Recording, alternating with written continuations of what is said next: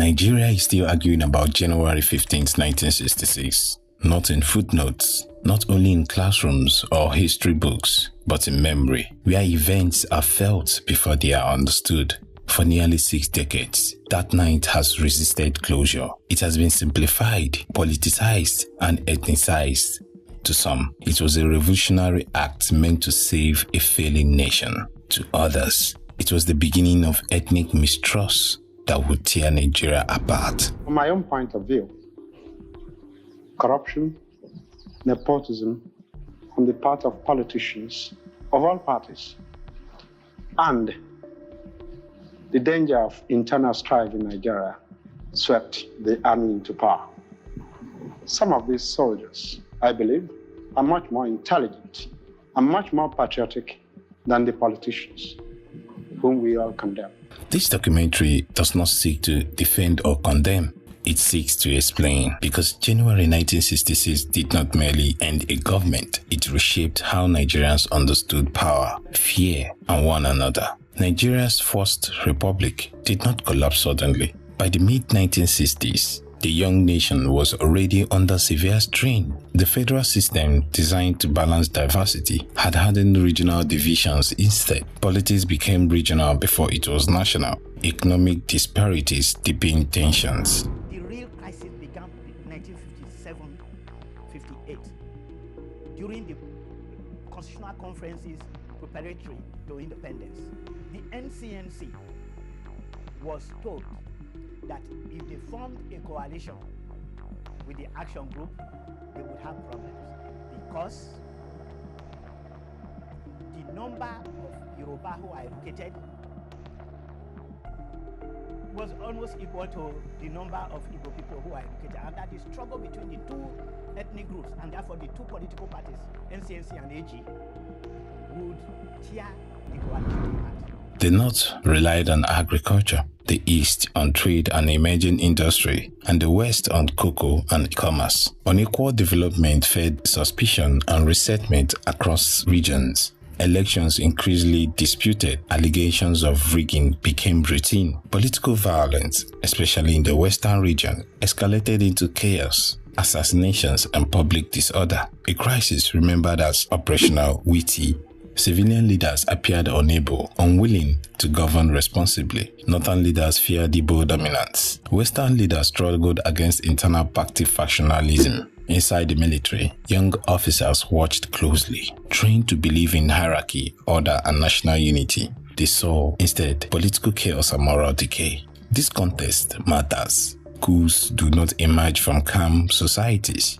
They emerge when legitimacy collapses. The January 1966 coup was not organized by senior generals, political elite, or ethnic leaders. It was conceived by a small group of young military officers, mainly in their 20s and early 30s, frustrated by civilian misrule and convinced that drastic action was necessary. This takes us back to my previous video about established pattern of General Muhammadu Buhari. Nigeria has had this established pattern of frustrated civilian misrule, economic hardship, and corruption as an excuse for the military to take over, and also for a political opposition to take over in civilian rule. I doubt if it's a coup on the evidence available, because a coup would imply an attempt to overthrow the legally constituted government. That evidence is yet to be forthcoming. But what we know is that some soldiers in some parts of the country are in control, and others are in control. Well, some people call one group rebels, they call others loyalists. Well, you can take your pick there. But so it might appear to be mutiny, but I wouldn't say that it's either a coup or a mutiny. What I would say is that there is a sort of insurrection, or there is disorder in Nigeria, which the civilian authorities find impossible to contain. Among the coup plotters were Major Cardinal Nzogu, charismatic and determined, stationed in Kaduna. He was known as the face of the coup. Major Adewale Ademoyega, Yoruba officer in Ibadan, tasked with Western region operations. Captain Galiu Adeleke, Yoruba, instrumental in Western execution plan. Lieutenant Tijani Katsina, Hausa officer, illustrating that ethnicity was not the unifying factor. Captain Emmanuel Ifajuna, Eastern officer involved in planning but not field executions. Lieutenant Colonel Otto Negbe, senior officer, killed for refusing to cooperate. These officers were motivated by ideology, anti-corruption, Pan-Africanist thought, and a vision of discipline, morally upright Nigeria. According to historians, they had no central command, no unified ideology, no detailed plan for governing Nigeria after the coup. What united them was anger, not ethnicity. Ethnic conspiracies require ethnic coordinations. The January coup did not have it. Instead, it reflected the impatience of young officers who believed the military could act as a moral corrective to civilian failure. The real January plotters believed that removing corrupt leaders would automatically stabilize Nigeria. They were wrong. They had no clear plan for civilian transition, no agreement on political structure, no strategy for managing regional fear after the coup. Well, it's rather something like the longest day. We started this off on the night of the 13th of January, when a night exercise was planned by the military college, which I command. We took our troops to the ground and taught them how to do night attacks. We didn't tell them what we were planning for, but at the end of the exercise, we took them out and showed them various places where they were to stand and just remain in their vehicle. The next day, we went out again for the same type of exercise, and at the end, we issued them with ammunition this time, live ammunition, and told them that they were going back to the same place as they went yesterday, but this time they were to get certain people. And they were with you, were they? Oh, of course they did. Oh, they all supported us. Did the sergeant himself attempt to fight? Well, no. We didn't see him until the time we actually shot him.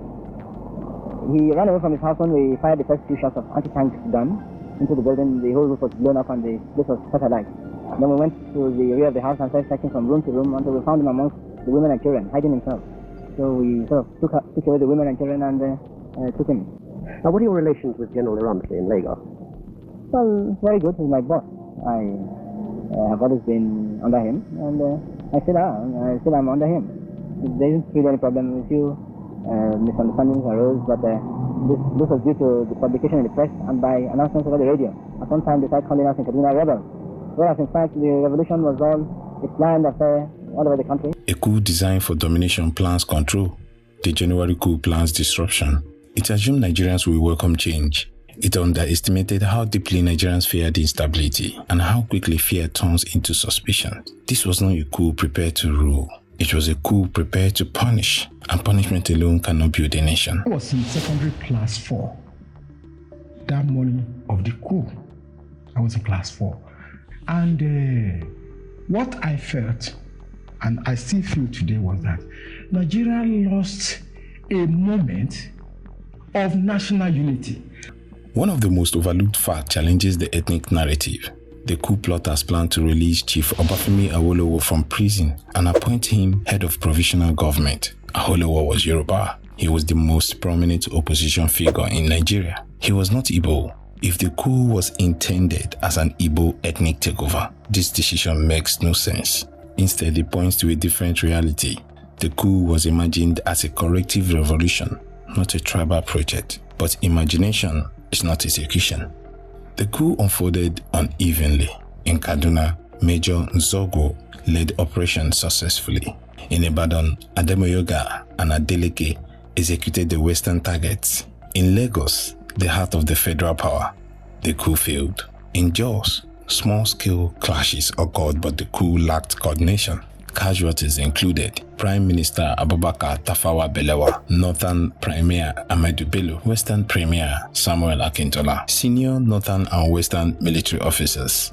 Eastern leaders survived. President Nnamdi Azikiwe was abroad. Premier Michael Okpara survived. Army Chief Johnson Ironsi also survived. Only one senior major Igbo officer, Lieutenant Colonel Otto Negbe, was killed. This imbalance fueled Northern perception of ethnic agenda. History judges outcome, not intentions. Northern Nigeria saw the pattern clearly. Their leaders were dead, others were alive. Power has shifted. Analysts argue that the coup became ethnic affair after it failed, not because it was designed that way, but perception does not wait for explanation. The army fractured internally. Trust collapsed. Rumors filled the void left by poor communication. Intent was buried under outcome. Ironsi did not plan the coup, but his decision sealed the legacy. He failed to prosecute the plotters. He centralized power through Decree Number 34, interpreted as an Igbo domination. He underestimated the northern fear. The federal military government in Nigeria has taken over the administration of the country. Functions of the federal military government will be exercised by a Supreme Military Council, and the details of which will be announced later. Permanent secretaries in charge of federal ministries will continue in their office, carrying out the normal functions of government, and they shall be directly responsible to the federal military government when constituted. What he intended as unity was interpreted as domination. In politics, intentions does not overweigh effects. Was the January 1996 coup an Igbo coup? History answers carefully. It was not conceived as an ethnic conspiracy, but it became an ethnic catastrophe. My main concern is to restore law and order as soon as possible. Intent failed, execution failed, perception prevailed. Nigeria has lived with these consequences ever since. The consequences of the coup. The January 1996 coup did not end with gunfire after night. Its real consequences unfolded quietly, in fear, in memory, and in how Nigerians began to see one another. First, it destroyed the trust in the Nigerian project. Before 1996, Nigeria had political problems, but there was still belief in compromise, negotiation, and shared nationhood. After the coup, that belief collapsed. Regions no longer trusted the federal center. Politics stopped being about policy and became about survival. From the information at my disposal, the cabinet decided to transfer power to him as the general officer commanding the armed forces. It means an abdication of power, and it means then the suspension of the president, the prime minister, the 4 regional governors, and the 4 regional premiers. In other words, the civilian authorities have found it impossible to maintain law and order, and have transferred same to the military authorities until law and order can be maintained. Secondly, the coup permanently ethnicized the power. Although the coup was not planned as an ethnic conspiracy, its outcome appeared ethnic. Northern and Western leaders were killed, Eastern leaders survived. The big question. That imbalance hardened perception. And in politics, perception does not need proof, it only needs fear. This fear triggered the July 1966 counter-coup, followed by the mass killing of Igbo civilians in the north. From that moment on, ethnicity became Nigerians' dominant political language. Thirdly, the coup ended civilian democracy and normalized military rule. January 1966 taught Nigeria a dangerous lesson that guns could correct political failure. That lesson would define Nigeria for decades. Military rule weakened institutions, centralized power, and trained leaders to govern by command rather than consent. Even after democracy returned, the habits of military rule remained. And again, the coup set Nigeria on the road to civil war. January 1966 led to July 1966. July 1966 led to massacres. Massacres led to secessions. Secessions led to war. The Nigerian Civil War killed over 1 million people. No other event in Nigerian history caused deeper collective trauma. And again, federalism was permanently damaged. Decree Number 34 abolished Nigeria's federal structure. Even though it was later reversed, the message was clear. Autonomy could be taken away overnight. That fear still shapes debates today about state police, resource control, and regional self-determination. Finally, Nigeria never confronted the truth of 1966. There was no national reckoning, no shared narrative, no collective healing. So the event survived not as history, but as inherited memory. Parents passed it to children. Regions passed it to generations. The January 1966 stopped being an event. It became a lens at which you see Nigeria of today. And Nigeria still looks at itself through that lens today.